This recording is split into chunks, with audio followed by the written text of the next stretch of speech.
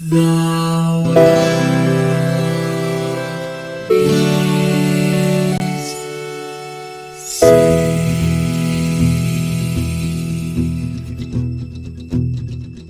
The living room's dark save for light being cast from the big TV screen and the imminent sunrise that's teasing the one starry sky with whispers of morning. Hey, George. Hey, Lions. How goes it? It's good, man. It's really good. Because I have this music in my head like all the time anyway. And now that we played the game for a couple weeks, I feel a little bit less crazy because I've like topped off my excuse for having this music in my head. So like it's brought me back down to earth a little bit. Yeah, because so now for at least the next few weeks, you're like, oh well, I just played this game, Yeah, so that's why I got it in my head. Yeah. And then eventually it's gonna be one of those things where the excuse starts to wear thin. Where it's just like, oh man, I really don't want to go. I really don't want to go. To this restaurant. I had a bad experience. That was 15 years ago. Yeah. So it's not even an Italian place anymore. It's a Chinese food restaurant. Exactly. So we played Yoshi's Island, which I got to ask you before we get into anything significant. I kind of want to know, do you at any point in your childhood or now in your adulthood remember ever thinking of this game as Super Mario World 2 : Yoshi's Island? Because that is technically its full name, and I refuse to call it that. No, it was just Yoshi's Island. Oh, have you played Yoshi's Island? Yes, I have. Have you? Oh, absolutely. And then we would talk about Yoshi's Island. And it's funny because when we were discussing doing this one, I said like, oh, well, why don't we play Yoshi's Island? And it wasn't, I actually, you were like, yeah, sure. And then, when I went to, find it, the game, our games are out, or I have alphabetized my games, right? And so, I went to the Wise and right where it should be there. and I was like, wait. And then I actually, when you look at the cartridge, right, it says, Super Mario World. It does say it, like the words are there, but it's kind of like Super Mario Brothers 2, Yoshi's Island, So yeah, it's Yoshi's Island. That just is what it. And I feel like I swear that I've seen it both ways, where it's like, first name comma or last name comma first name last name, where I've seen Super Mario World 2 : Yoshi's Island, and also Yoshi's Island comma Super Mario World 2, which from having worked in Blockbuster for a lot of years, the idea of like, oh, this is non-standardized, and the way you screw with it completely changes where you would alphabetize it, and it's like, let's just not pretend this is a sequel to Super Mario World, y'all, because it's not. If anything, it's a prequel, and also it's not that. It's just another game, and it's a game called Yoshi's Island. Right, exactly. It's, because Yoshi's Island sells what the experience is about. I mean, realistically, if you were alphabetizing this at, Blockbuster, right, the idea would be put it under Y for Yoshi's Island, and then put a single row in the S's saying go to Y's for Yoshi's Island. It's over there. It's not where you think it is. Like if you're the one who's the linguistic purist saying, well, it's actually super. Shut up. You're dumb. You're bad. And you should feel bad. Well, and there's even like, I fall in both of these camps when it suits me best. Like, I was just talking to somebody about Star Wars, and they were asserting like, oh, well, there was this grand story and blah, blah, blah. And, in 1977, when A New Hope came out, and I went, actually, in 1977, Star Wars came out. It wasn't A New Hope until later when they decided, because it was successful, that they were going to keep making movies. And the guy I was talking to was kind of like, oh, crap, you're right. And I was like, yeah, I know. Sometimes being a pedant lets you win the argument, but I'm pretty sure I just damaged our friendship. Yeah, but you know what? You didn't like that guy, so win-win. You walked out less close to him and also right. So, or was it bureaucrat Conrad? You are technically correct. Best kind of correct. But yes, no, we played Super Mario Brothers 2 Yoshi's Island for the SNES Yes, the Super NES, which I have to say, I noticed because I know we want to talk about visuals first, and I think this game is really beautiful, and we'll gush about it in a minute. But the minute I fired this up, I had that realization that this was an end of console era game. Because you can look at a game like the original Crash Bandicoot on the PlayStation and go, oh my God.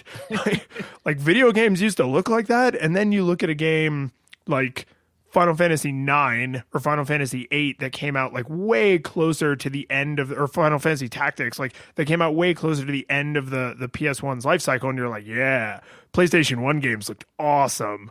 But like with this, it's the reason it was problematic is because not only is it near the end of the Super Nintendo's life cycle, but that was also near the end of the 2D life cycle when we were trying to like go into 3D. So there's a bunch of places in this game that are like, what if we just shoehorned random 3D in here? Right? Yeah, no, I noticed that at one point where, I think it's in one of the dungeons where it first comes up, but you just start running, and as opposed to being in a flat 2D, it's the ground is tilted. So that way, you're in like this false 3D, but you have no like no Z-axis. Nope. Yeah, there is no Z-axis. There's no reason for that illusion, like there's no moving up or down, closer or further away in the screen. So I was like, well, why? And it was very stark in my opinion, because all of a sudden there was this new axis. I was like, oh wow, am I gonna have to deal with this? It's like, no. For some reason, we basically changed the angle of the camera for this for funsies. Yeah. That is all. Even right in the opening, when is it Kamek, the wizard guy? Oh, I just called him Wizard Guy. Wizard Guy. When there's a shot where he flies from like kind of opposite the screen, like toward the screen, like past the camera. So he is going from left to right as well as like toward you along the Z-axis. And it's everything else is pixel art. And then there's just this, and you can tell not just because it moves very differently than the way the pixel art moves, but all the textures, like their shading is different and everything. So they look like stickers, like against the background of pixel art. It's very, and I mean, it's not used overly. There's a few places in the game where there's like the walls that fall or like the thing spins. So if you stand on it, you'll eventually spin and fall off of it toward the camera. And it's not overwhelming. It's not completely immersion breaking, but it does tell you like, oh, this was one of the last games to hit the Super Nintendo before they went to the N64. And I actually did I know it's hard to believe, I actually checked those numbers. It turns out this came out in 1995 and the N64 came out in 1996. Right. And back in that era, if memory serves, is, because I remember, when Mario 64 and, Ocarina of Time, perhaps the best game ever made. No, actually, it in my opinion, hasn't aged super well. Taking notes to edit that out. But anyways, is that back during those days, it was 3D was better than 2D every time. It was just... Yeah, it was like, if we can give you a Z-axis, doesn't matter what it looks like, doesn't matter how pointy people's faces are, and in Final Fantasy VII, his hands look like giant cow hooves. Yeah, actually, and his shoulders look like he is just jacked, with these, but then like really thin arms, like he always does shoulder day. Yeah, but shoulders and forearms. Yeah, shoulders, forearms, and like, if I remember correctly, calves. Yeah, right? Yeah, he actually Cloud Strife was probably the closest to the negative body image that like Barbie enforced, like like no one's shoulder to waist ratio. No one could have that. Just like I think the original Barbie, or the one that was popular in like the 80s, her ankles were so thin and her breasts were so large that she wouldn't be able to walk. Oh yeah, and I definitely know that for the Barbie, at one point they said that her waist was so small that she simply could not exist. There's but where does your food go? You know, like, Not in there. Yeah. no, Yeah. So that's what we were dealing with early 3D. Like, it doesn't matter how impossible it is, make it 3D. right, exactly. And I think that now that we kind of, to a degree, have gotten away from that, is now a game when they're making it, they say like, well, does being in 3 dimensions service the gameplay? You know, for instance, like Super Meat Boy, just straight up 2D game. You know, Retro indie platformer is the name of that genre. Can we get some more words in there? I don't think that there's enough. I mean, to be fair, it does exactly what it says on the tin, right? Like, yeah, no, it totally is. But and they make some smart choices with that game. But the idea that you can have a 2-dimensional game and that would be superior to if you tried to make Super Meat Boy 3 dimensions, it would fall apart. Or for a perfect example, Sonic the Hedgehog, that that just completely falls apart like it deflates like a flan in a cupboard if you just it's just a mess. So it was definitely a little bit jarring to see needless 3D thrown in, because nowadays you'd be like, why would you ever do that? But at that point it was just because 3D is better than 2D every time. Yeah, and it was. I feel like we still have the arms race of like PC Master Race. Our graphics are always better, but we've gotten to a point where someone who has like an Xbox One S, X1, One S, One, whatever the newest one is called, and like the PS4 Pro Plus 2000 or whatever the hell that one's called, and then a PC gamer, they're arguing over like the fidelity of individual pores on like the guy's nose in Call of Bro Duty Shooter 8000. I'm like, I don't care about that. But when you're talking about something as dramatic as, do we add an entire additional axis to the game, which will completely change everything? Right. That's a very different conversation. And I mean, that's the conversation we were having in the mid 90s.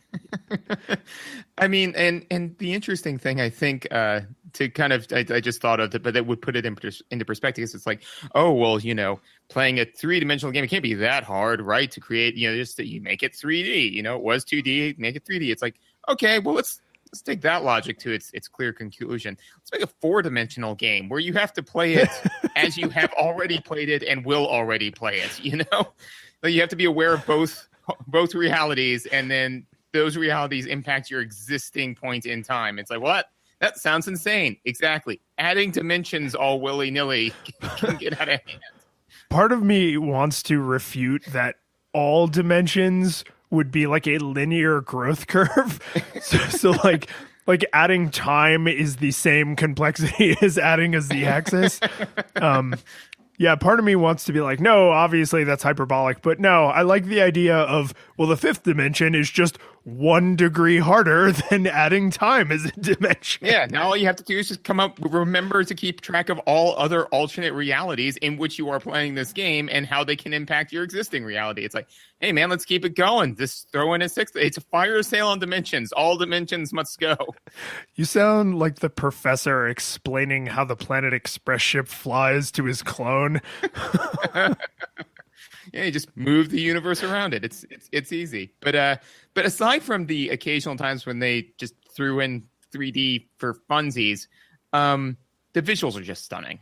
They're so good. And I didn't realize that the like crafty, I think the like crafty hand drawn, everything's made out of crayons kind of art style that newer Yoshi games utilize.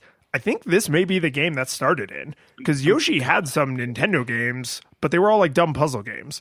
Yeah, no, I'm confident that this. In fact, I'm so confident that the minute that we're done, I'm going to go research it, and we can amend this because we will absolutely follow up on that. Yeah. Look in the show notes for all that documentation. But yeah, no, I think that I'm confident that if it didn't pioneer it, it was certainly the one that is the most remembered, Yeah, it cemented it. Correct. And in my own headcanon, because first of all, I think that it's great. I think it goes with the aesthetic of the game, but in my mind, it's because that's the way Yoshis see the world. Like, it's the exact same world as Super Mario's. It's just that's the way their mind processes it, you know? Did you watch Rugrats when you were a kid? Yes, love that show.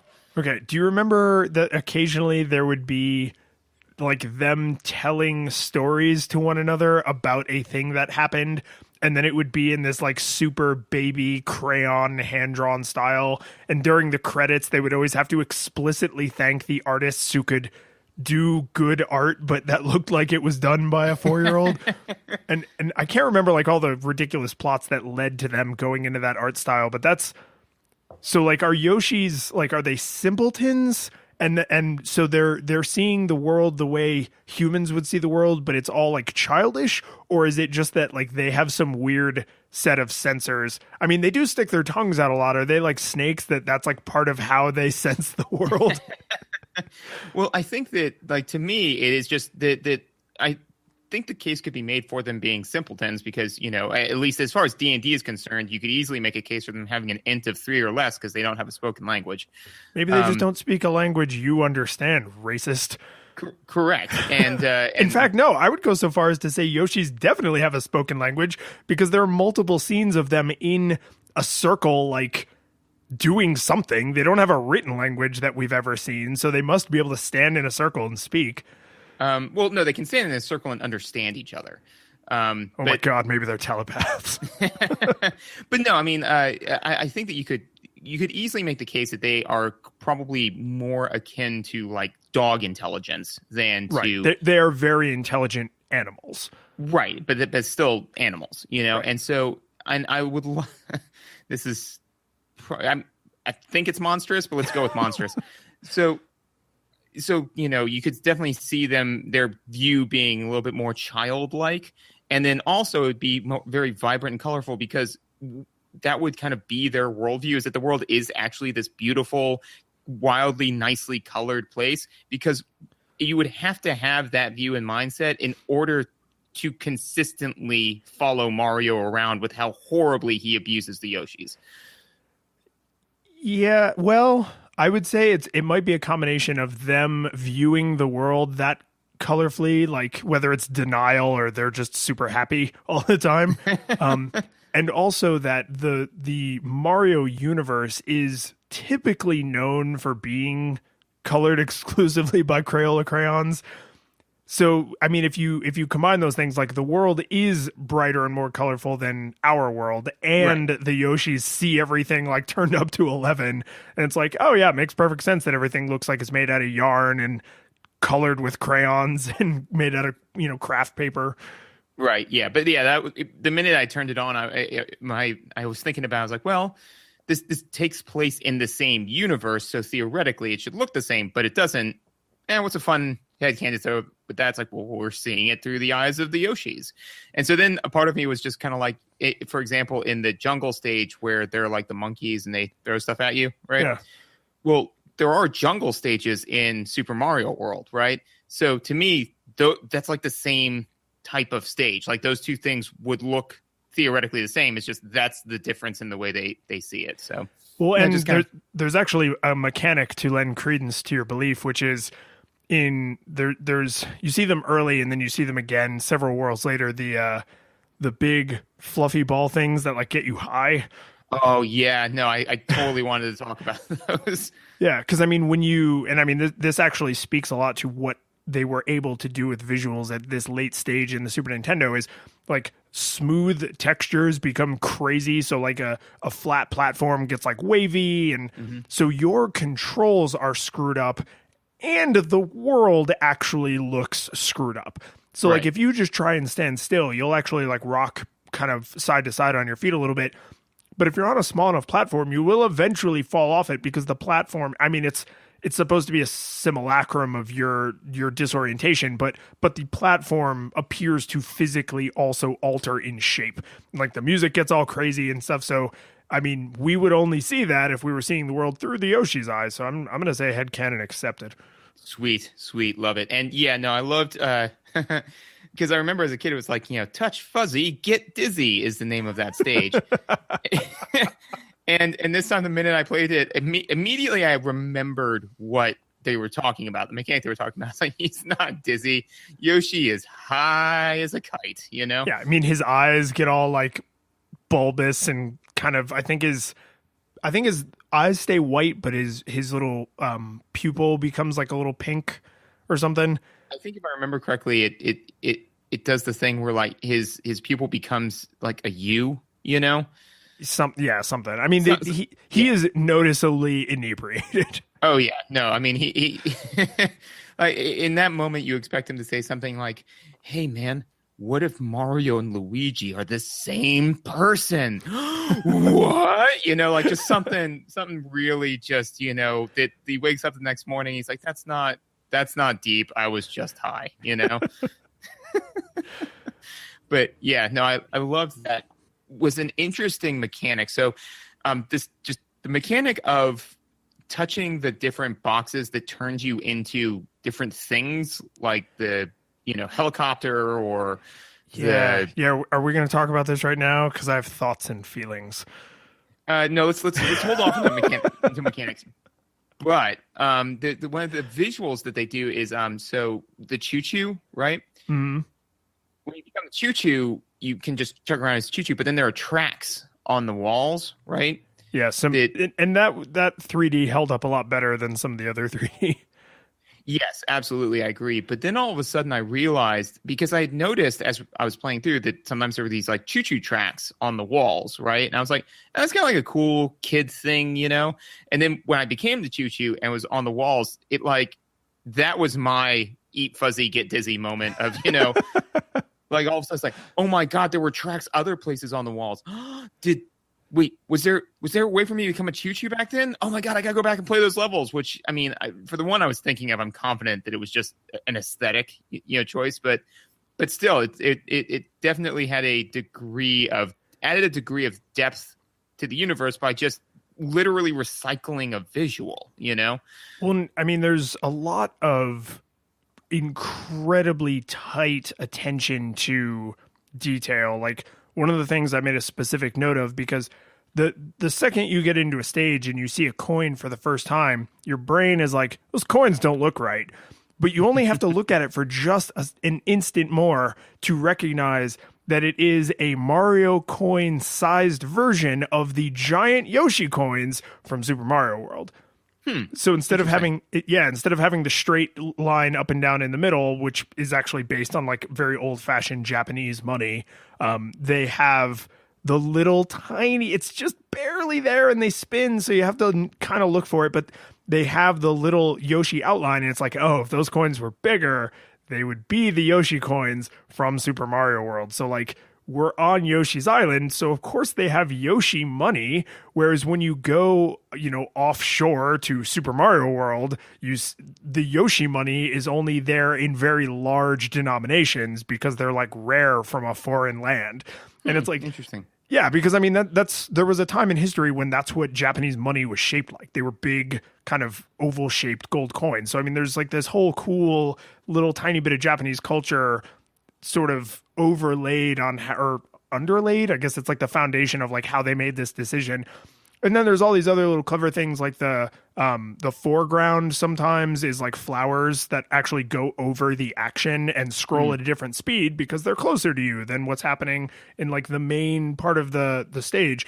And then the stages with the big chomps that like rain down and trying to eat you, like you can actually see them way the hell off in the background, which reminds you like, oh, there is stuff over there. Like the game is in 2D, but from their point of view, the world is not 2 dimensions.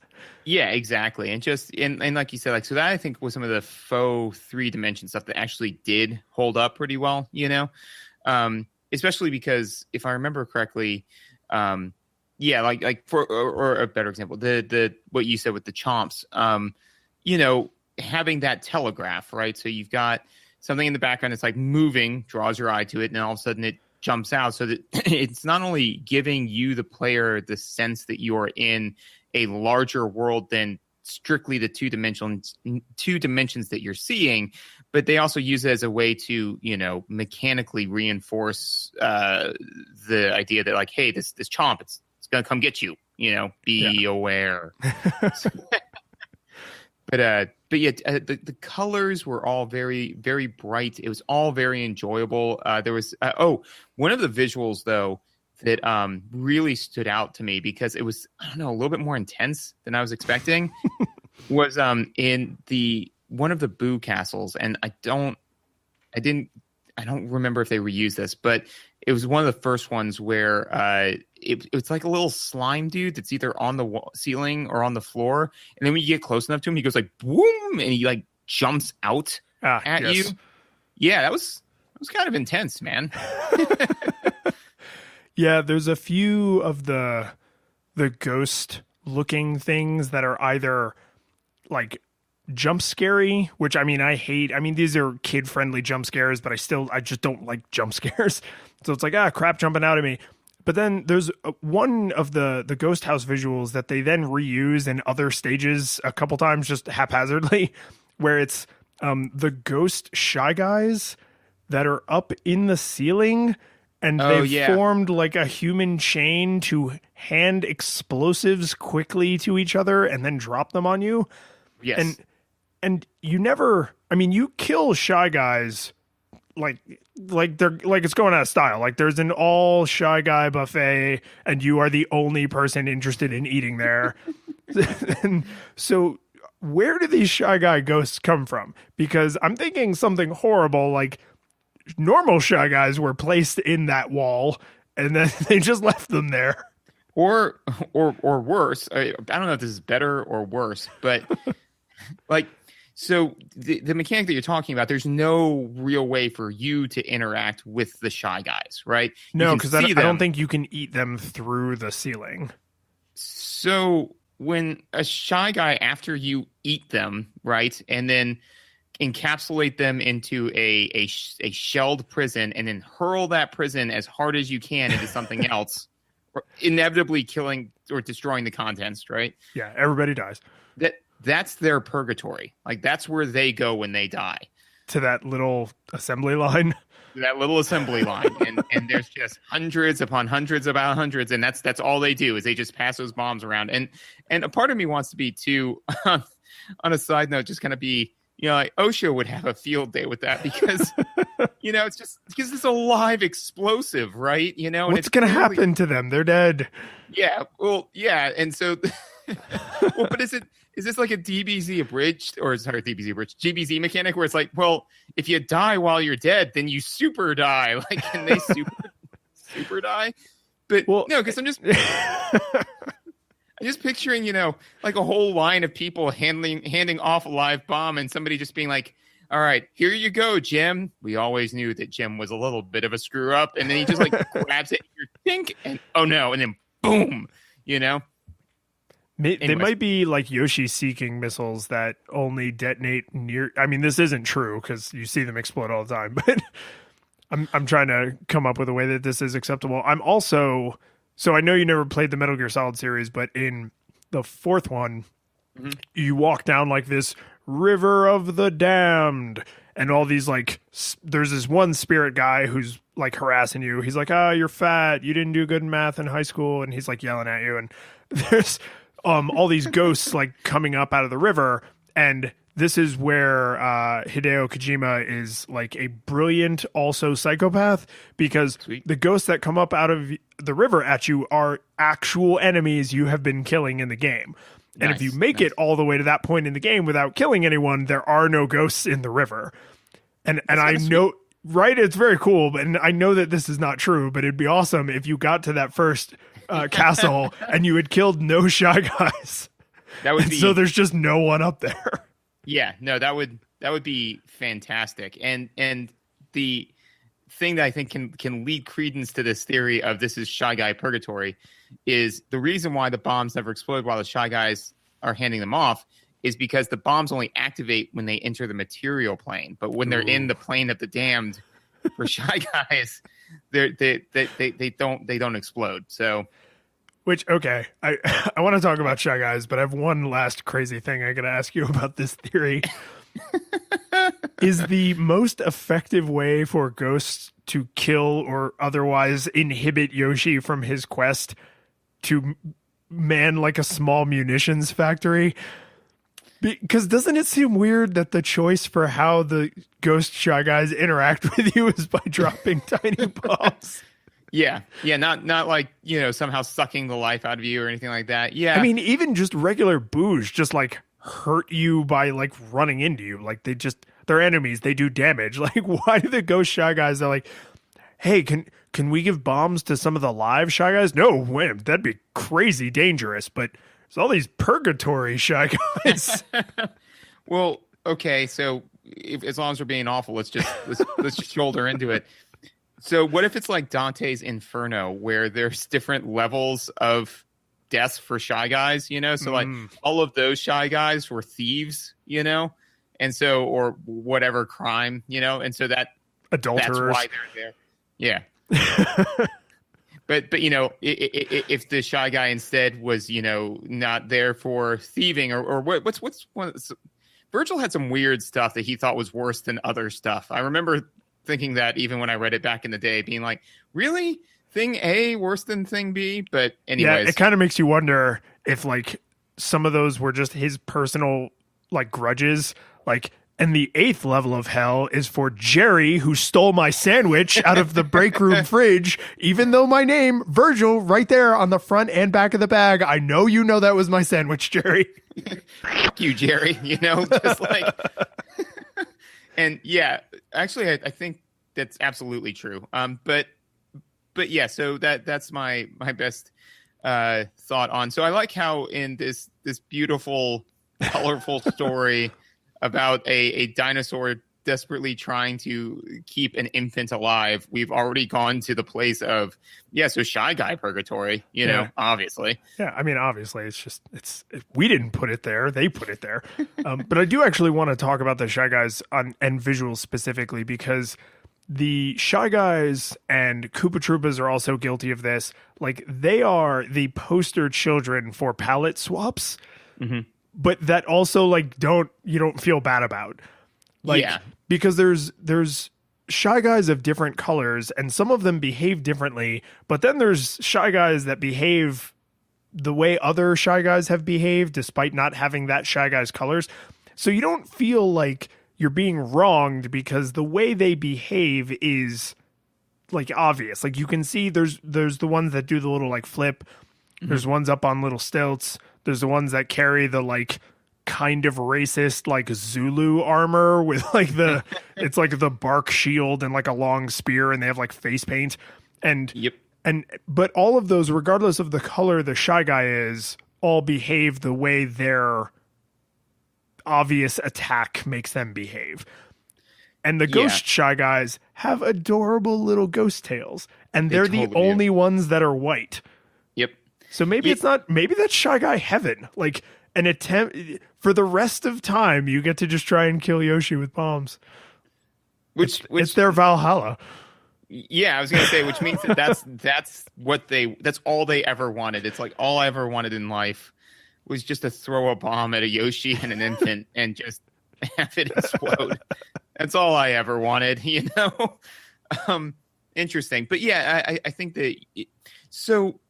I think that, and this is something that I've just kind of started to formulate in my mind as we've been doing these, is, like you said, there's good palette swapping and then like bad palette swapping, and good may even be a little bit strong, good / innocuous, good / harmless, right? But yeah, like the Shy Guys would be an example of, to me, like harmless palette swapping, where literally they're not saying like, oh, well, you fought Shy Guy A, but now you're fighting this more powerful Shy Guy who's the exact same Shy Guy, just, different color, right? So that to me is like the harmless one.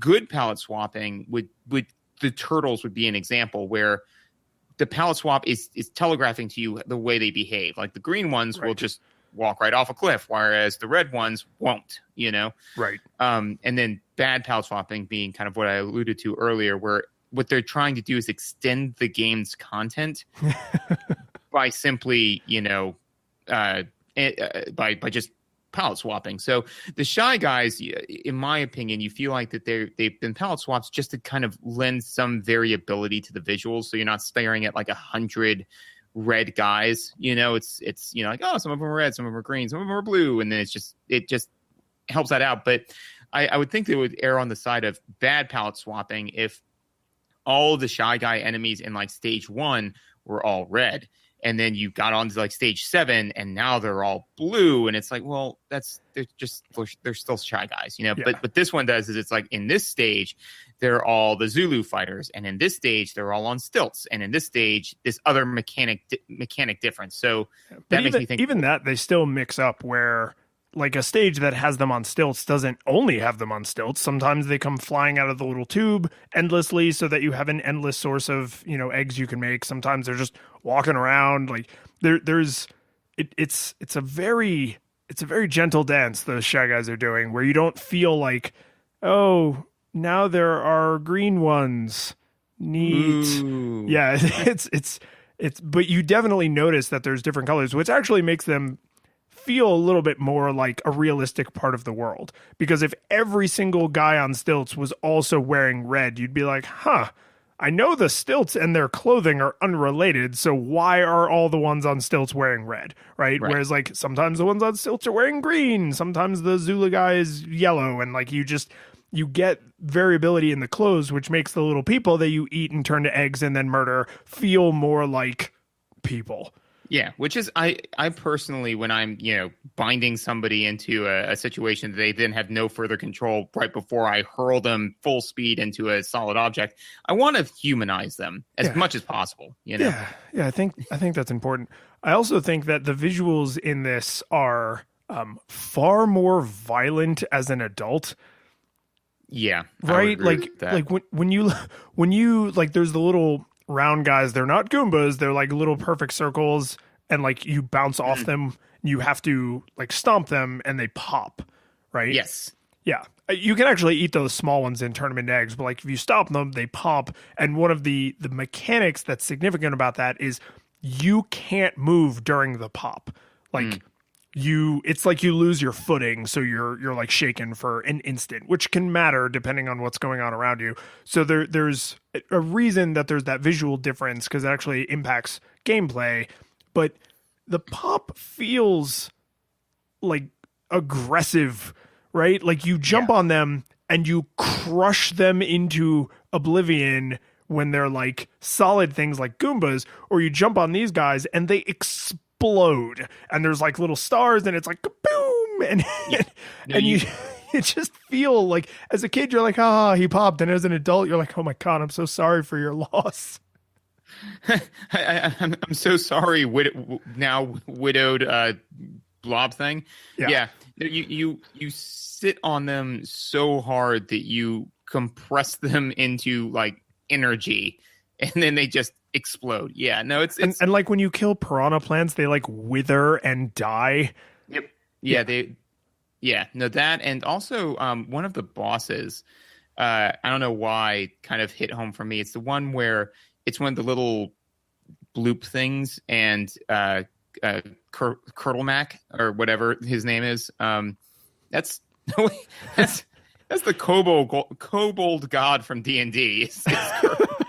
You were way off. Yeah, no, not even a little bit. Anyways, but so he turns a little bloop into a huge bloop, and you just throw eggs at him until he expires, right? Right. But when you throw an egg at him, it rips through his body, tearing off small other children, I guess, now sentient life forms, Yeah, I mean, I assume it's like when a cell divides, except, that it thinks and has feelings.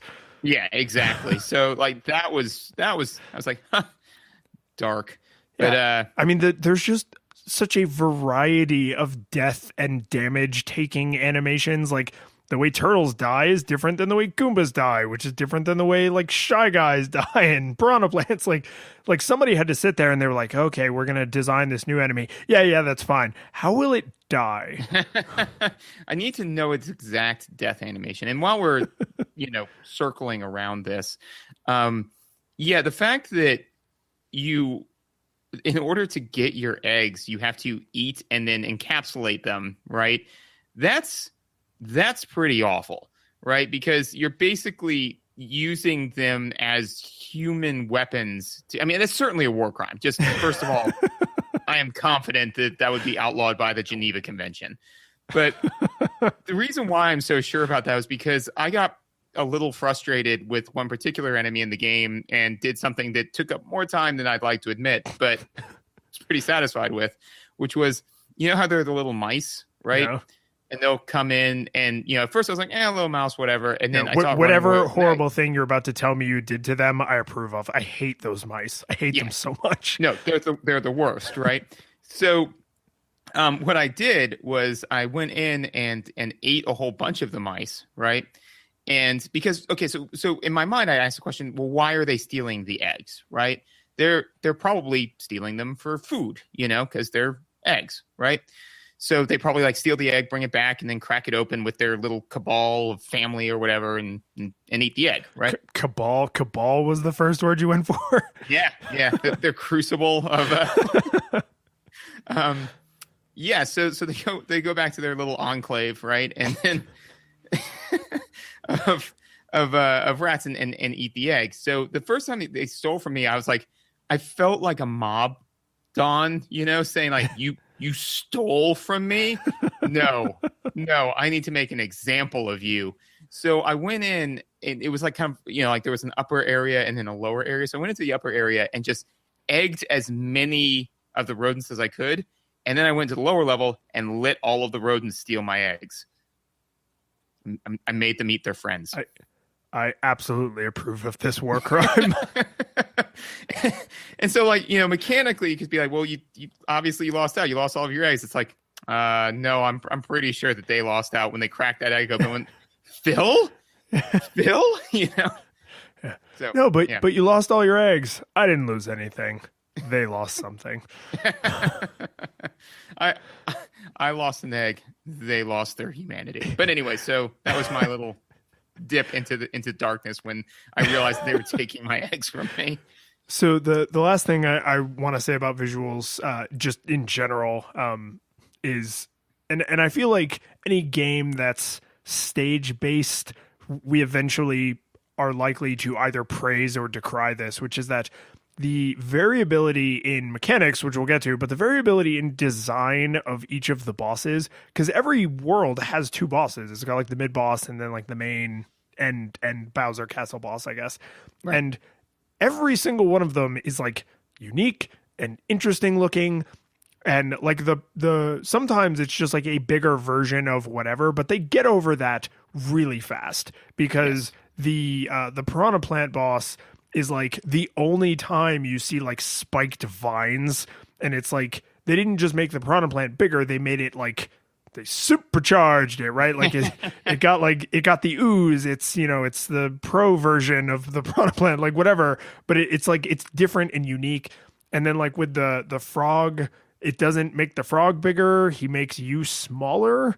So I like that one, yeah. Right, so like there's a lot of clever mechanical things going on, so it's not just, oh, you're fighting a larger whatever, but there's also just like varied and smart and interesting visuals, because I mean, you know, it's a platformer, like it can get samey, and somehow each one of the bosses feels like really good. Oh yeah, and actually, I all of the bosses feel really good to fight and to kill. I mean, you know, they, as we were saying, the death animations are very gruesome in you know, in that in that kind of clever way. I guess that because they fall again so far on the left of the uncanny valley, right? Is that the reason why they're gruesome, quote unquote, to us is because they're like an empty jar, you know, so we're projecting onto them like, well, what's happening in this visual. But honestly, the visual itself isn't as awful as a lot of the visuals that we would see in modern gaming. So no, it's all kid violence. I mean, it's not worse than any, it's actually far more tame than anything you might see in like Looney Tunes. Yeah, absolutely. But it feels good, you know? So when, you know, the boss goes and goes like, boom, boom, and, you know, like that. Yeah, I mean, you feel good. You feel like you've accomplished something. So I think that to put my capstone on visuals, you know, that never were antagonistic to the gameplay. They felt really good. They felt really varied, and I don't know, they made me want to keep playing the game, like it wasn't like some of the games we played that was, palette swap the game where it was just a slog and you were just kind of like, oh, great. Now I got to go fight another enemy, but this one's purple, like it was fun. I wanted to see what part of this world I got to see a part of next.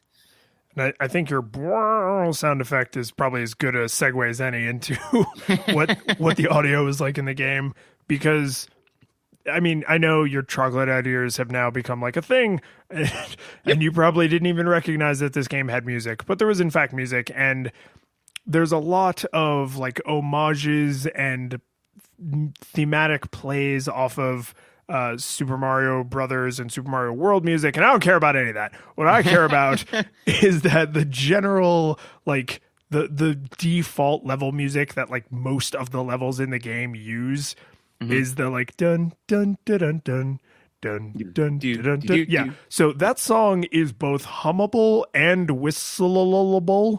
And I like to do both of those things because it's weird in modern society to just walk around singing. And also this song has no lyrics. So I would like, without exaggerating, I would say 2 to 3 times a week minimum, you could catch me humming or whistling that song. Yeah.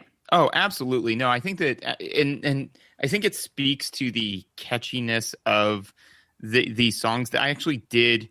First of all, it was very much so like the minute that this song came on, I was, 8 years old again, or however old I was, 17. Yeah, sent back in time. Yeah, just, right there playing it. It was really enjoyable. And I felt that it, kind of the tone and peppiness to it really kind of, again, reinforced the fact that it's like, hey, this isn't the stakes. It doesn't have to be super serious for a game to have stakes, right? You're trying to get Mario from point A to point B and fend off the Bowser's entire army, right? In the process, sure. But it doesn't have to be like super grim and, oh my gosh, like these stakes are high because the music's super intense. It's like, no, the music is kicking, lay back, like very, very fun, and yeah, and I absolutely agree. It's very hummable. It's really easy to get into your head, and honestly, I enjoyed it a lot. Well, then also, like, to your point about stakes, when you're in a mid-world castle or like the end world Bowser castle, and the music it's not grim, but it's definitely like heavier and more like kind of spooky, mysterious, like things are happening, like you notice, right? Because that's the game's way of telling you, like, hey, if you were struggling with the earlier levels, you're way more likely to die in here, because right. that was just like the outside world where everything was fine. Now you're like in the fortresses of the enemy and everything is super not fine, right? So like, so you kind of have this clear indicator, not just from the graphics being different, but also from the music taking a staunchly different tone and melody and quality, where you're like, oh, okay, now the stakes have been raised a little bit, but still not like such a juxtaposition from the rest of the world that you're like, oh, it feels incongruent. Well, yeah. And I think that, like we were saying, is that you don't need, in order to feel like there's something on the line, you don't need everything constantly kicked up to an 11, right? So basically, like, the music is setting a tone, a lighthearted, fun, like, because the game it's supposed to be a lighthearted, fun platformer. There are things at stake, there are things going on, you're aware of what they are, you're aware of what your goal is, but the point isn't to be stressed out of your mind the whole time, like when you're playing, I would assume Metal Gear Solid from what I've seen of you play of it, that crap is stressful. This exactly. Ain't that, which is good. Yeah. So but the nice thing is, because the generic music is at a 2, then in the boss levels they kick it up to like a 6. And that's the thing, is I'm a big proponent of believing that human beings are terrible at tracking absolutes. We're good at tracking change, And so basically, if you've got music that's constantly at an 8, you're eventually just going to set yourself at like, oh, well, this is an 8, this is normal. And then when you want to like be like, well, now it's super serious, well, then you got to kick it up to an 11, you know? But this one, it's like the music's really fun, really peppy, really enjoyable. And hey, it's gotten a little bit more serious, FYI. So you're at like a 6 now. But realistically, all you're registering is the jump from a 2 to a 6, which is a jump of 4. And that gets your attention, you know? Right. And I think I agree with you about absolutes, but we're worse at absolutes, but we're not incapable of judging absolutes. And the change from a 2 to a 6 is like, oh, things are substantially more serious, but they haven't. I don't expect anyone to pull out a gun.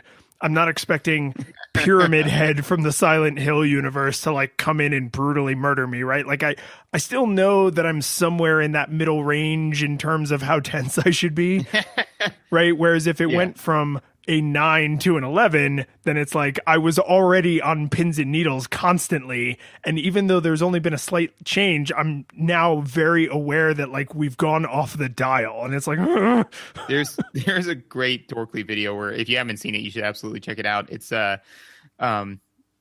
what if Bowser had actual guns, you know? Like instead of bullet bills. Yeah. And so it just kind of shows Bowser walking into a Koopa's area where there are just like these bullet bills and the bullet cannons like everywhere. And he goes like, hey, so hey John, who builds all of the bullets, how's it going? He's like, oh, pretty good. And Bowser just pulls out like a Glock and just shoots him in the leg. He goes like, oh my God, why did you do that? And he's like, oh, I'm sorry. Did I shoot you with the real gun? You know, and he goes like, what's going on? It's like, why do you make the bullets so big and travel so slow? Well, bigger bullets are harder to dodge. And he shoots him in the leg again. He's like, oh, could you dodge that one?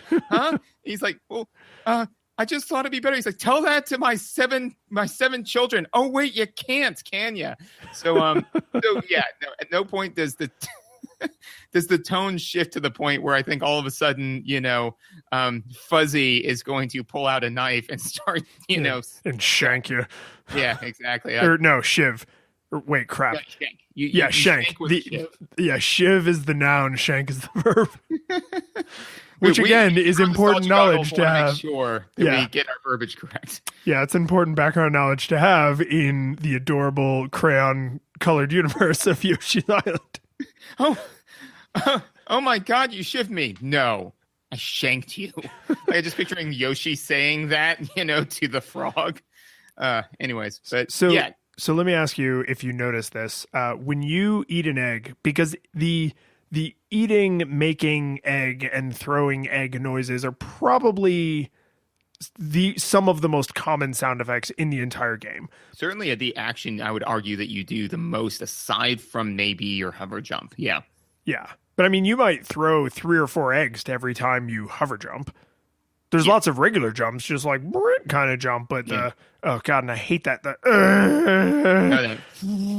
Yeah, which wasn't as bad in Yoshi's Island, but the version of it that's stuck in my head is the Super Smash Brothers version, which is like a much louder, more guttural. Like you can hear him like pleading with his god to let him not fall off the edge of the universe and die. At least in the original Yoshi's Island, it's like hover, hover, hover, hover, hover, not help me.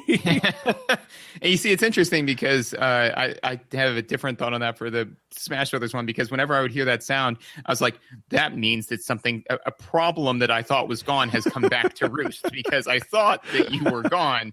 But now you're coming back to give me more problems. So, literally, guy.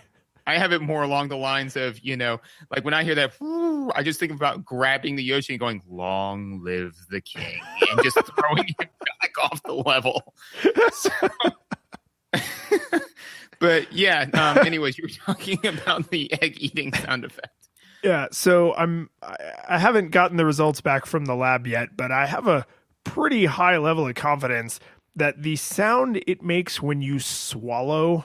So try and imagine, like you have something in your mouth. So not the like lick, the like slurpy noise, but when you actually press down and it goes like broop and makes an egg, that is the exact same sound it makes when Mario is underwater and like takes a breaststroke. Yeah. And if I'm right, why Why is it that noise? And why does it perfectly work for both of those visuals? Well, again, I think that, and the more that we're discussing this, I'm just kind of coming to it as we're talking. But older games, especially good ones, like Mario and Super Mario World, Mario 2, Yoshi's Island, The Legend of... Still feels weird. I can't think of any games that start with that title. Go on. No, I think it's Legends of the Fall. Something. You're thinking of Final Fantasy. Yeah, Final Fantasy Legends of Grandia. Anyways, but yeah, games like that where they are the empty cup, right? They're the blank slate. They're why Keanu Reeves keeps getting work, where it's just the sound is just so kind of foreign that it fills so many different roles and niches because that's vague. It's a vague sound, and I would believe that that's what cartoonish swimming through water sounds like. And a similar noise could be this other thing. Sure, especially with the Yoshi, I've never seen an animal consume another animal and then immediately turn it into an egg. So I have no frame of reference for what that would sound like in the real world. Well, I assume that there's a chance that what you're actually seeing is he's eating an animal, which then pushes the last animal he ate, or maybe 3 or 4 animals ago, through the end of his digestive tract, which is why you have to eat an animal to produce let's not beat around the bush. You have to eat another sentient creature that exists in your world. Yep. And brutally murder it to push an egg out. Not that the one you just ate, like he gets to suffer in your digestive tract for a while. So you're basically the Sarlacc pit? Yes. Cool. I mean, I assume at the other end of the planet that has the Sarlacc pit are a bunch of eggs floating in space. That's no moon. Now I'm just picturing like the Tatooine, the planet, and the huge battle on the Sarlacc pit, and it just pans away, and as it's getting smaller and smaller, you see it's just like a gland in Yoshi's neck, and it just like pulls out, and it's just like, I bet you didn't see that coming, See, now that's the kind of thing a Yoshi would think about when it hits a Mr. Dizzy thing. Yep. That's a fuzzy thought. Actually, now I'm going to think, I think that we should try to push for all high thoughts just being called fuzzy thoughts, because headcanon accepted. Yeah, it's like I had a fuzzy thought the other day. Anyways, but yeah, no, I thought that the sound effects overall, like I said, the music's amazing, and the sound effects overall, I thought they were good, and I thought that they telegraphed what was going on. For example, like you said, the tongue, eat, make into an egg, right? That sound I thought was actually particularly not loud, but in stark contrast to basically anything else that sounds like that, right? Yeah, and I think that's important because the visual, depending on exactly what you're doing and when and where it happens, and also how many eggs you already have, is not amazing for whether or not you actually made the egg, because you kind of need the little bloop noise. Yeah, it's that way you can be like, okay, I made the egg, because sometimes depending on what you're doing, it can just pop out behind you and then immediately join in the cavalcade of eggs. Just seeing how many different synonyms I can use for group of eggs, your little egg train. Yeah. So, but that visual isn't amazing as far as letting the player know that yes, you did hit down and it made the egg. So I thought that was needed to have that kind of really crisp sound to let you know. Well, and before we get off the egg noise, I need to know, is that the sound of him swallowing, or is that the sound of the egg coming out? My headcanon was always that it's him passing the egg. Like, like that's the sound it makes as, like it's just fired out, right? Yep. This is what we're talking about. Yep. And also too, so sorry, I just want to touch on your idea that he has N number of eggs in his digestive tract, like currently calcifying or Yeah, whatever? I mean, various stages of decay. You know, the one he just ate is presumably struggling for its life and cursing its god. And Right. then the ones further along are long dead and in various states of like mummification, I guess. I don't have time for creatures whose gods have abandoned them. But, yeah. So okay. So that's fine and awful. But that means like, what percentage do you think of Yoshi's body mass then is Yoshi versus, because like those eggs are big, so if he's got even 3 of them in process in him, then that would be the majority of his internal structure. Yeah, I mean, Yoshi's, they have access to Time Lord technology. Okay, so Yoshi's bigger on the inside. Well, I'm going to say he's got to be because, or that inside him is not bound by the same physics as outside him, and outside him is not bound by the same physics as the rest of the world. Because we know from Super Mario World that eggs can contain both baby Yoshis and full-grown Yoshis. And we also know that the baby Yoshis are capable of eating things many times their size. And then they go into the black hole that is the inside of a Yoshi. So I'm going to say that whatever physics are happening inside of a Yoshi and inside of a Yoshi egg are like they are foreign to us. Like they are consistent and predictable, but we know them not.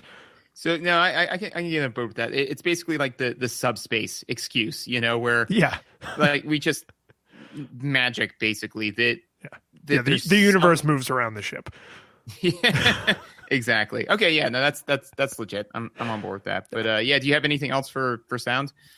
I want to kind of give a nod to the fact that you hear certain sounds in this game almost with the frequency that you hear like the gun firing noise in like a bullet hell game, and yet that noise, the slurp noise, the swallow noise, or egg producing noise, depending on which camp you fall in there, and then the targeting noise, because the targeting noise is like a loud beeping. It's almost like a childish sonar noise would be, like you hear those noises virtually nonstop throughout gameplay, and yet they never became grating.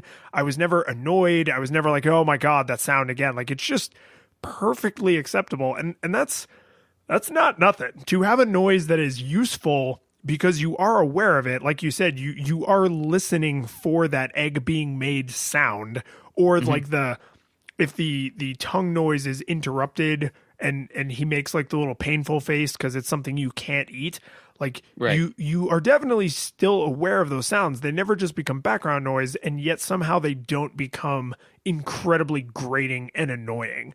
And that's, as a sound designer, that is probably like you win awards for that. Like, here's a sound you hear 20,000 times in an hour of gameplay, but it doesn't make you want to kill yourself.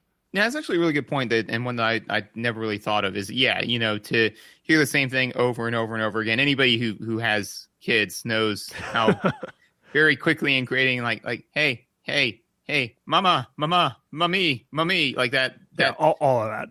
Yeah, that and gets if on you're your a good parent, you can't tune it out. And if you're a bad parent, you have tuned it out. It's true. But yeah, no, so the fact that and I think that the key then is that the sound has to be satisfying, and it is, in all those instances, the sound is, I'm like, ooh, yeah, that's a good thing. Now if every time you made an egg, it was the death scream from Golden Axe,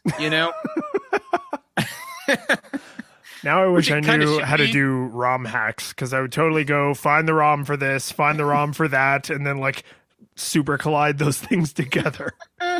Which you kind of should be, considering that, like we've said before, is you're taking sentient creatures and designing them to the hell of an egg. But but just like like that would be awful, and I'd probably stop making eggs pretty quickly. Yeah, then it becomes like a no kill challenge. Like, can I beat this game eating as few Shyguys as possible? So, and I mean, we can't talk about the sound without at least mentioning the baby crying noise. Yeah, that's insufferable, and it should be though. Like It should be. Yeah, like you want that noise to stop, and I think that's a good thing. I think it's good that it hits that emotion or evolutionary level of a baby is crying. Fix it, fix it, fix it, fix it, fix it. Kill everything that is making the baby cry and make the baby stop crying. Yeah, although I think that it's a little counterintuitive sometimes to when the baby's crying and he's too high for you to effectively go grab him and soothe him. So you throw an egg at him to bring him closer to you. Like that. You can also pull him onto your back with your tongue. You absolutely do that. But sometimes if he's like really, really, really high, and this kind of bleeds into mechanics, but that's one of the things that they do is they'll point. Like if he's off screen, they point at like where he is. Like they give you an arrow, you know? Yes.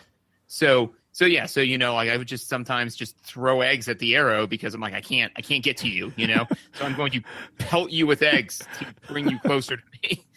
I don't know where you are. Stop crying, stop crying, stop crying, stop crying. Stop it. Could you imagine like the real life comparison? Like you are, head down on the table because you're super hungover and your kid is like running around in the kitchen around you and like gets hurt and starts crying and you just start throwing things off the table without looking at them.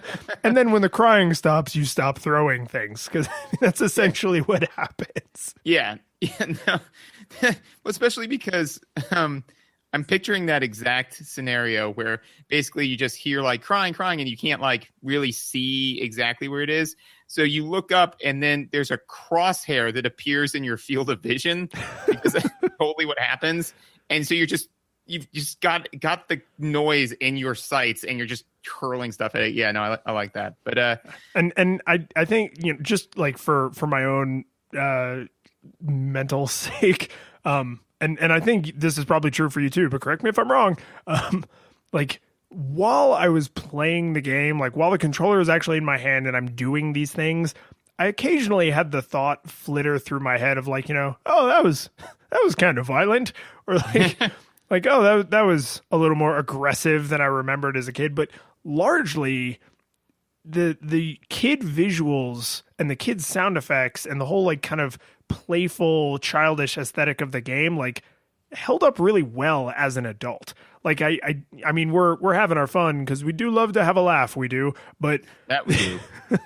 But I really was very easily able to sink back into like I am a kid playing this childish game again, and I am super cool with it.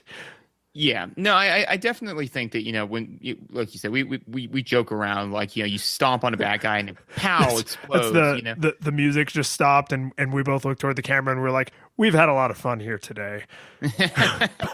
but now let's get serious. But what we'd really like to talk about is making mice eat other mice. That's not cool. Okay. The more you know.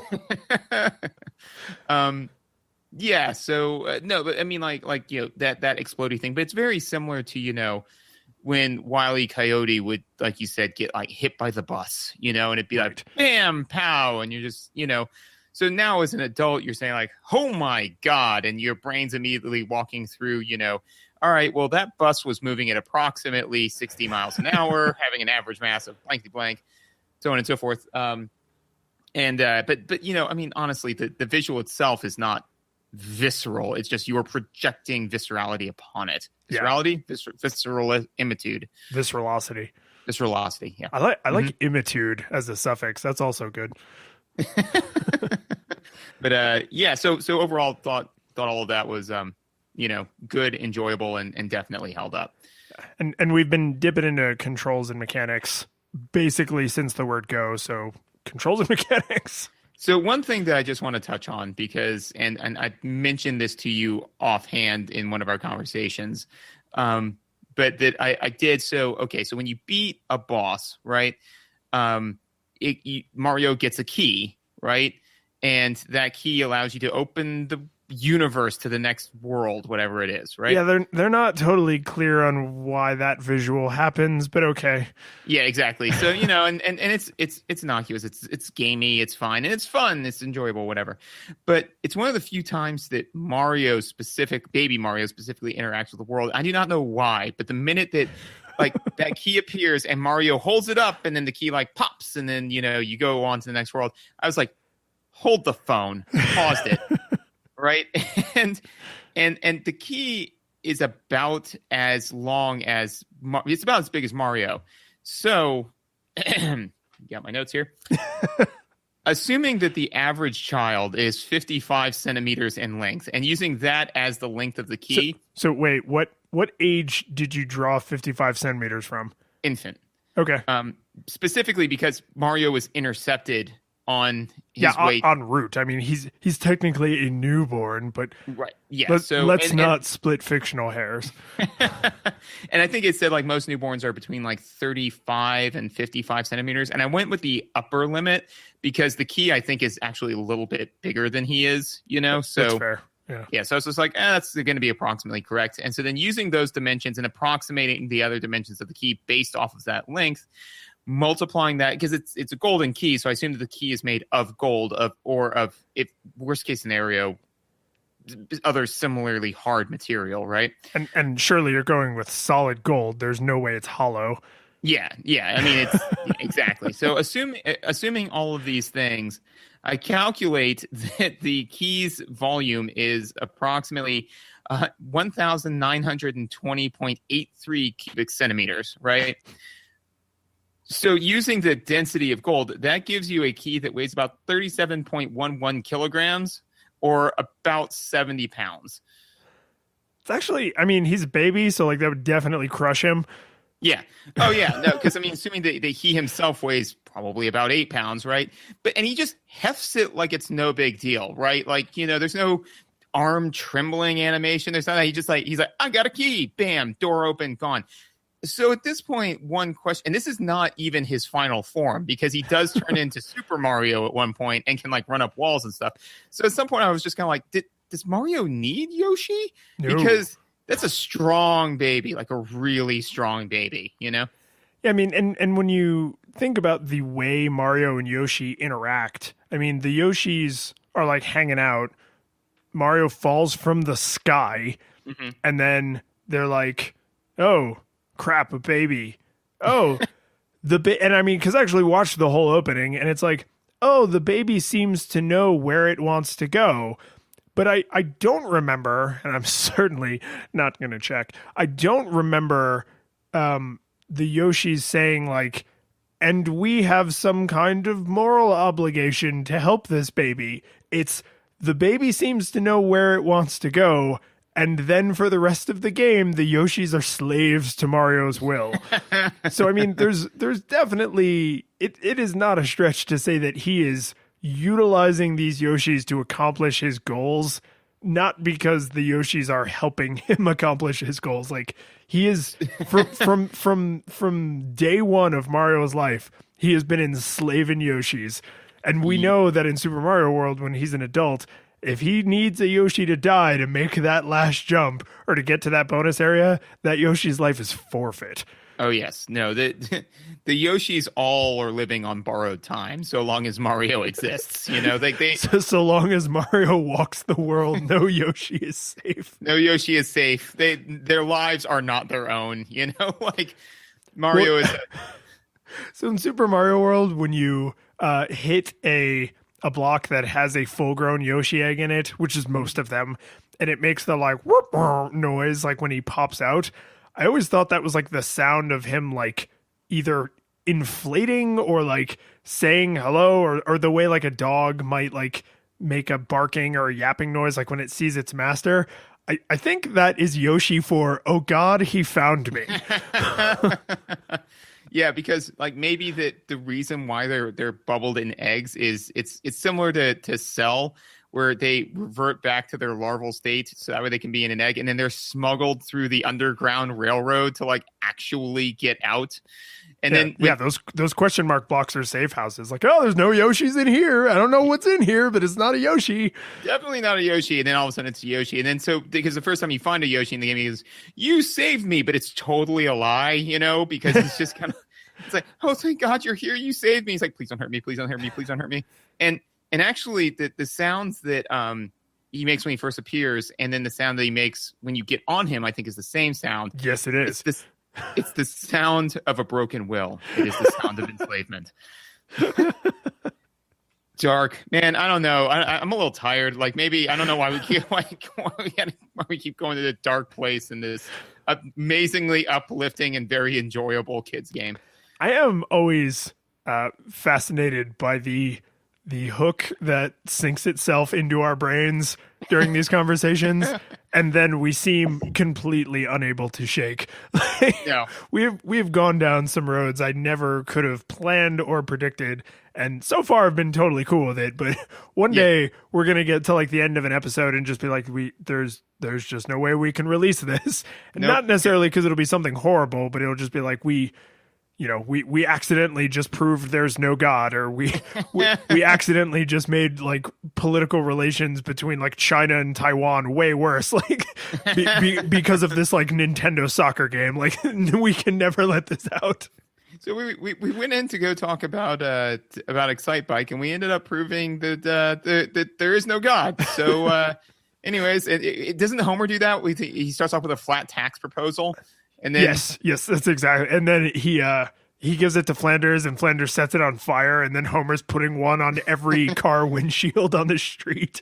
Yep. Yeah, I think he hands it to Ned, and he goes like, "Well, let me just check your math here." And well, let me just double. Nope. It's airtight. So as long as we're strolling down awful thoughts lane, one of the mechanics. There's like a whole section left to talk about, and we have now committed to keeping that theme. Apparently, or at least I'm just gonna. I'm on this boat until this boat stops taking me places that I want to go, and I want to go here. So, the Shy Guys, right? Uh-huh. You can totally eat them, and I don't know if this is true of all the enemies, but I do know it's true of the Shy Guys. You can eat them, and then spit them out and eat them again. Yes, that's true of, I would say, more than half of the enemy types, which I mean is helped along by the fact that most of the enemies are variations of Shy Guys. Right. But yeah, most of the enemies you can eat, regurgitate ad infinitum until they collide with something and explode. Yes. So one of the things that I did at one point was one of the Shy Guys like hit me. And I don't know why, but you ever like play a video game and thing A happens 15 times, and then the 16th time you're like, no, this is the straw. We're done here. So I lost Mario a number of times, as you do, and this one Shy Guy, I don't know why. I didn't know if I didn't like his face or what his deal was, but he knocked Mario off my back, and so I ate him. I spat him out and I ate him, and I juggled him for probably about a solid 3 minutes, just not letting him go, neither letting him exist or expire, but just simply, be in this horrible holding pattern in my mouth before I turned him into an egg and then slammed him directly into a wall.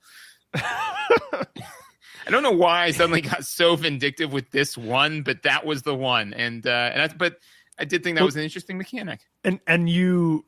It's like in a bad romantic comedy where you made him pay for the sins of all previous Shy Guys that had wronged you, because it's like you guys are just walking down the street and he actually wasn't an enemy Shy Guy. He was just like foolishly reading the newspaper while he was walking down the street and like bumped into you and he was like, "Oh, hey, sorry, buddy," and then you just turned around and you were like, "Time for purgatory." And it was like, put him in your mouth and spat him, and he's just like getting the crap beat out of him by your giant monster tongue and intestinal tract. Yeah, that is an interesting mechanic. Yeah, it's kind of odd. Yeah, no, I like your idea. Like he like bumps into you. He's like, "Oh, sorry, dude." It just shows like Yoshi like slowly turn and like death metal starts playing in the background. just suddenly like Metalocalypse and flames and the flame eyes. But yeah, I thought that was kind of interesting that they, let you do that, because one of the things that this game does, and I think it's very important, is just straight up defy the laws of physics in the name of giving you increased control on like what's happening. So, for example, like when you spit out an enemy, and for whatever reason you decided that's not something you wanted to do, you can get them back. Right. You can similar mechanics like being able to change your trajectory midair somehow, or even in this one being able to double jump, like things like that give you increased control over where you are in two-dimensional space or what you're capable of doing. I think empower the player instances isn't about disempowerment. It's about having a fun game where you platform. I think is very important. Well, the fact that you exploited the eating mechanic in like a kind of psychopathic way is I think it's interesting that that's how you chose to torture that Shyguy, because the eating mechanic is like really central to the gameplay, and there's just enough variation with it that it kind of keeps you don't just eat your way through 6 worlds like a psychopathic Pac-Man, because right.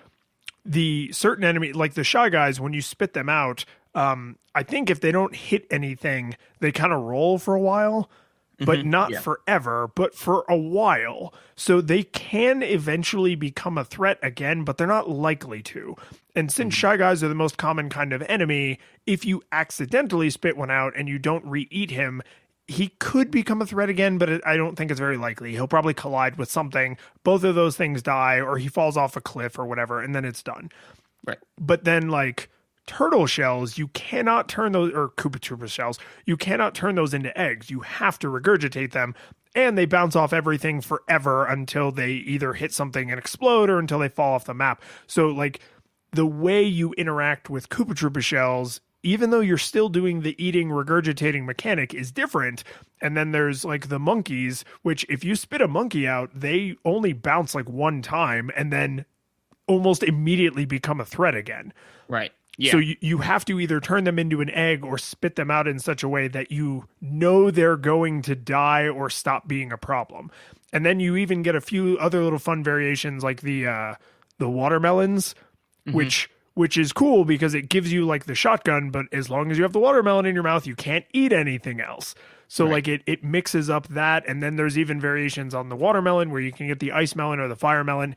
So they kind of took a really straightforward mechanic of like eat egg, throw egg, and mixed it up enough that you still can, like the way you and I might move from point A to point B through a level might be completely different, because you might eat guys and regurgitate those guys so they crash into each other and die, whereas I might always like eat egg, throw egg, or I might want to have a full stack of eggs so that I can find watermelons, so that I can be spitting watermelons and throwing eggs like some kind of Yoshi Rambo. Like there's enough variation in that mechanic that it gives you actually a surprising amount of flexibility in your play style. Yeah, no, I agree completely. I think that all that was awesome. And also kind of from a game design standpoint, you could also get items that you could then hang on to or then use, So like you could, not only can you get like watermelons in the stages, but you can get a watermelon like item that you can then just use whenever you want it. Yeah, the little item card bonus level thingies. Exactly. Yeah. So, like that's kind of neat too, because then all of a sudden if you're just kind of like, yeah, you know what I really want is this other, like I want a watermelon here. And also too, then, it allows the game designer to create a situation where they haven't given you everything you need to solve the puzzle.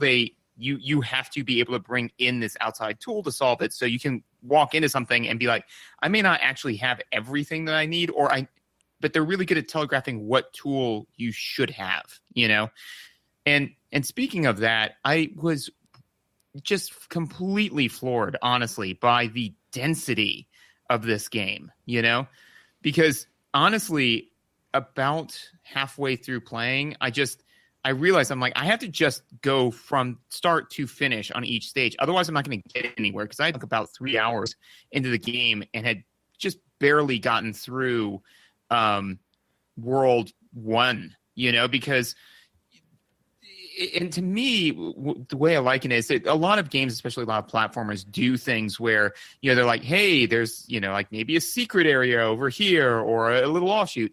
This is more than that, in my opinion. This is almost closer to like platforming side quests, where basically I like that.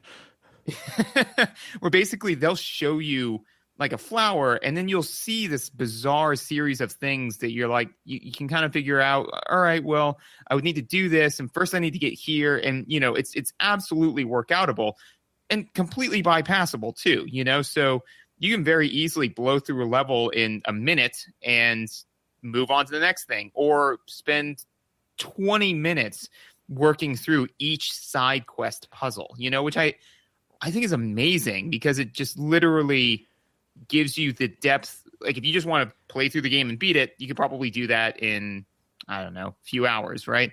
But there is still hours upon hours upon hours of gameplay in here, Well, and do you know what one of the most significant changes to this game compared to Super Mario World that they had to make to enable that sort of level design? There's no timer.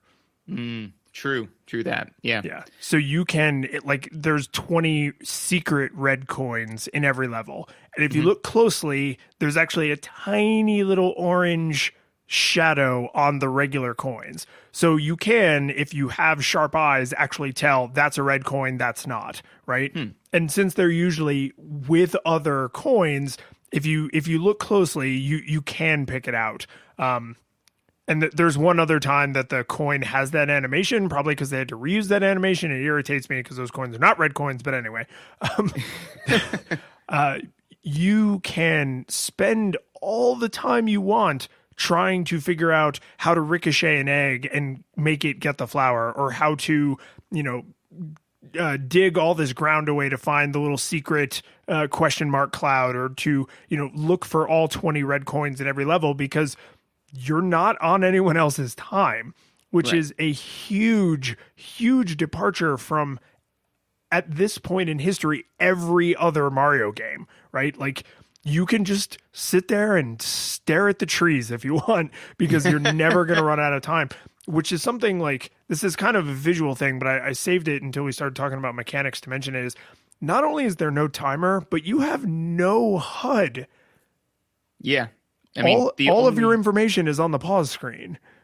Right. All of your information is on the pause screen. The only thing that will pop up is when you lose Baby Mario, his timer, like how long until he expires. Yes. And if you stand still for more than 2 seconds, it's a very short amount of time, but if you stand still, it will show you how many stars you have. So know, before I go into this situation where I am likely to lose him, how many stars do I have? And I think if you have less than 10, it stays on screen until it gets back to 10, and then it goes away. I think that the damage mechanic is really useful or good in this area, because previous Marios were basically, if you were regular Mario, like small Mario, you got hit, you died.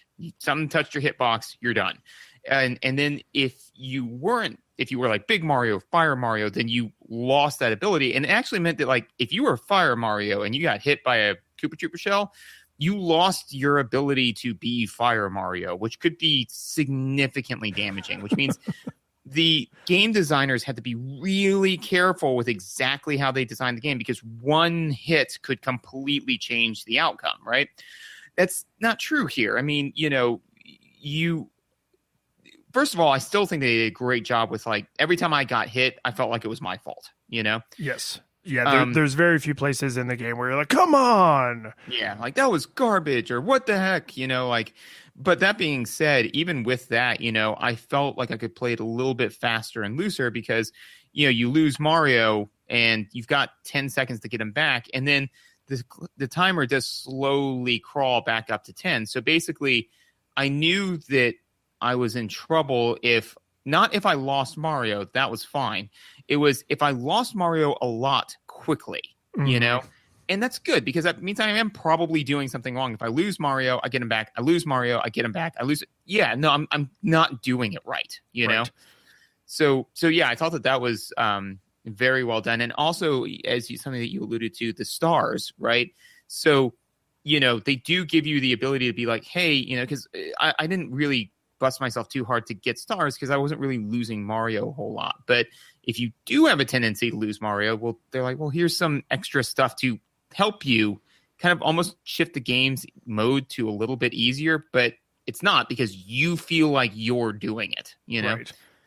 So. Well, and I noticed too that the handful of times you're around like the tall yellow spikes that are weirdly tall, or the blue like pointy spikes that you can actually smash with your eggs, those are one-hit kills. Like if you touch those, you don't drop Mario, you die. Right. And when you're around those obstacles, which are usually like in castles, they feel way, way scarier because it's not like, oh, if I touch that, I'm going to drop Mario and then I got to go get him back and it's going to be an inconvenience. It's like, oh, that is one of the few things in the world that can end my life.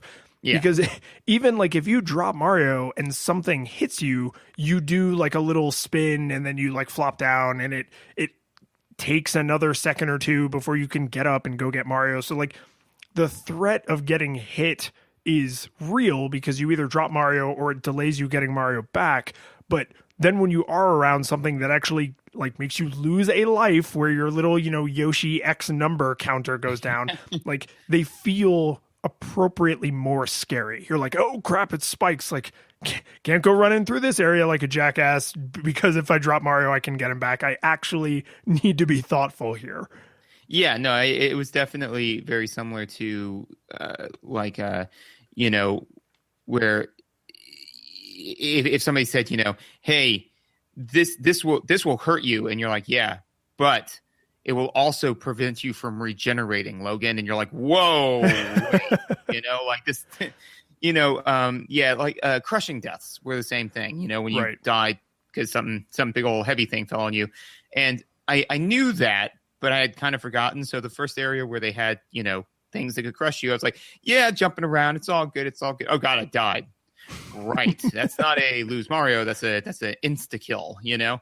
And so then I was just a lot more respectful of those areas. And I will say also for the game design, the first place where you're likely the first place where I died via crushing, and in my opinion, the first place where you're really likely to, there's a little circle save area right before it. So, you know, they're like, hey, this is the first time we're really going to push this mechanic. You have a higher chance of eating it, so save right beforehand so you can immediately try it again, you know?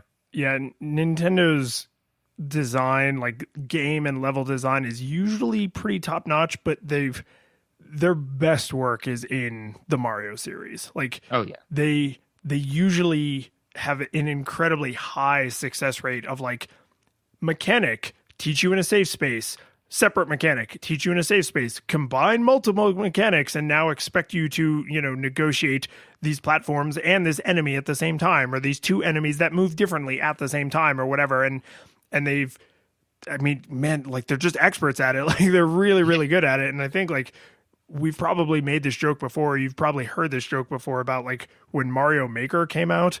You can almost imagine the level designers at Nintendo being like, oh, you think you're so smart? Like, here, you make a Mario game.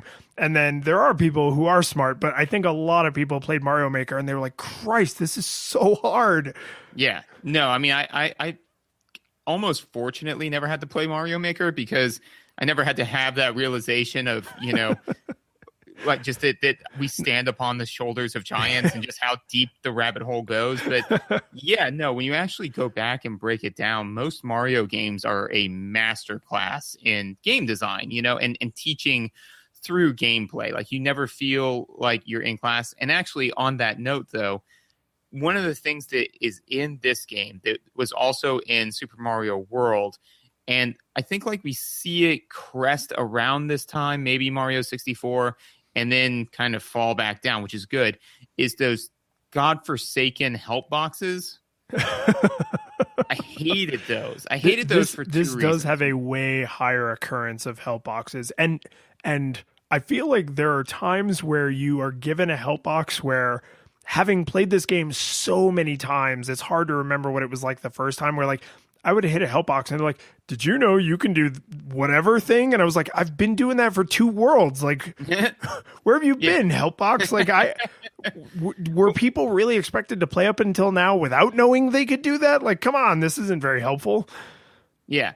And yeah, exactly. So, and one of the things is that because Mario is so good with its level design, and they're just kind of like, hey, don't forget, you can do thing A, it's like, well, yeah, but you didn't need to tell me that. Your game was already teaching me that. Like, for one of them was, if you step on the whatever it is that turns Mario into Super Mario, it's like, if you step on that, he'll become, oh yeah, you're right, star. And it's like, he'll become Super Mario and he can run along walls. And it's like, that's fine, except for the fact that you put a big, giant, glowing star, like, right in the dead center of a screen on a platform.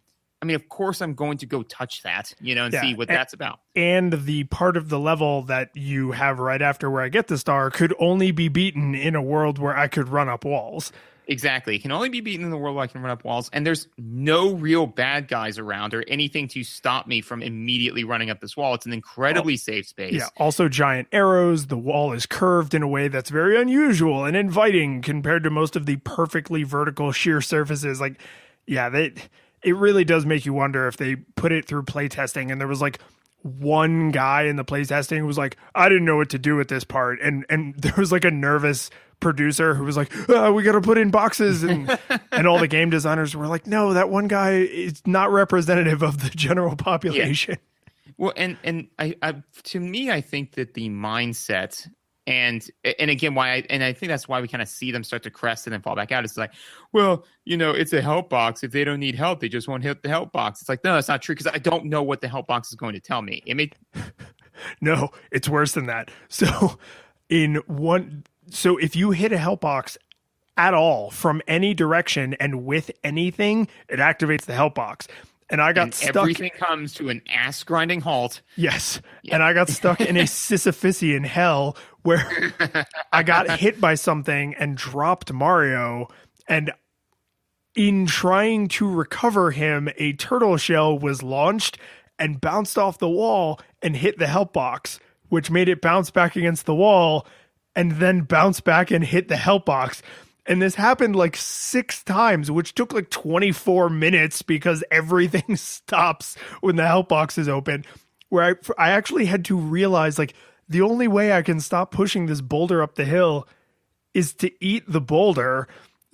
So I had to stop, like, I had to let Mario float off into obscurity and eat the turtle shell again so it would stop hitting the help box and then go rescue Mario. Like, it was, I'm sure the entire encounter only took like 45 seconds, but it felt like hours of like just this purgatory of like, oh my God, that thing is, because I mean, it bounces with perfect, it loses no momentum off of each ricochet. So I was like, it's going to keep doing this forever. It is a perfectly elastic collision. Yes. It is. It conserves all of its momentum and energy somehow. Magic.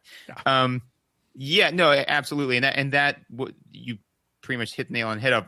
The second reason why I hate those is because they are just so easy to activate. And I had a similar experience, although mine was way much more my fault. Was like, so do you ever, a good example would be, you put something in the microwave, right? You put it in the microwave for 15 minutes, like way too long. And so you reach into the microwave because you want the food. And so you grab the bowl. The bowl's way too goddamn hot, right? So you drop the bowl and the bowl lands and the food goes out. So you clean up the food and then your brain says, hey, you still want to eat that. So you just reach out and grab the bowl again. And then you burn yourself, which then spills some more food. So you clean up the food. And now enough time's passed again that you just instinctively reach out for the bowl again. And at some point you just have to be like, no, stop it. So that's what I did, which was like, I've forgotten what it was, but there was something off screen in a direction where I knew there was a flower or something in that direction, or a red coin. So threw an egg. Oh no, that's what it was. Is I was trying to hit a flower. I threw an egg and I missed, and so it bounced off the ground and then bounced off screen. But right on the edge of that screen, there must have been a help box. So I was like, egg at the flower. And it's like, did you know? And I'm like, shut up. Okay. Flower missed again. Did you know? No, shit, stop it. Did you know? God, no, you know what? I don't need the flower. I'm good. We're fine. And I just like moved on because I literally couldn't deal with activating that help ticket accidentally hitting refresh on my help ticket one more time, you know? Well, and eventually you would have been like a sad junkie sitting there swinging with no eggs because it still does like the throwing animation and makes like a sad like you're out of eggs noise, and you would have just been like, did you know? I didn't know. Yeah. So those help boxes, like I said, I think that because there have definitely been games where I have thought that help boxes could be useful. I think that there's always a better way to do it, you know, but there are definitely some games where I'm like, well, you know, this is ham-handed, but would have been helpful because this other thing was lacking. But it's just kind of like somebody saying, you know, hey, you're going into a restaurant where it is a 5-star restaurant. All they do is just serve amazing food. But first, we're going to make you read the first 10 Yelp reviews of it. And it's like, I don't need that. This is clearly, I can just look at this place and tell you that it's an amazing, you know, like that this is exactly what I'm going to be getting out of this experience. And so in Mario, who wrote the book on level design and teaching through gameplay, it's like almost like insulting that they felt the need to put help boxes in. It's like, you're better than this. You know that you are, you know? Well, and I think I could go on about this thought I'm about to like TLDR on you in a lot greater length, but we're rapidly coming up on the 2-hour mark. So I want to be respectful of everybody's time, but Sweet. so, you know, moving into hour 4 here. Now it's, I think that a lot of the help boxes you could see that they are afraid that they have set too many precedents in earlier Mario games, that their level design and that their mechanics might not be self-evident in a world where people know what Mario is. So, for example, one of the things I noticed while I was playing is my thumb kept like hovering toward Y. Like I really wanted to hold down that run button, man, but you don't. You don't do that. Yoshi only runs.